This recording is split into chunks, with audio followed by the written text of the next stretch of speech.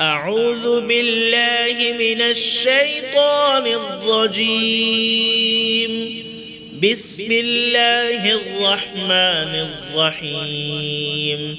إذا زلزلت الأرض زلزالها وأخرجت الأرض أثقالها وقال الإنسان ما لها يومئذ تحدث أخبارها بأن ربك أوحى لها يومئذ يصدر الناس أشتاتا ليروا أعمالهم فمن يعمل مثقال ذرة خيرا يره ومن يعمل مثقال ذرة شرا يره.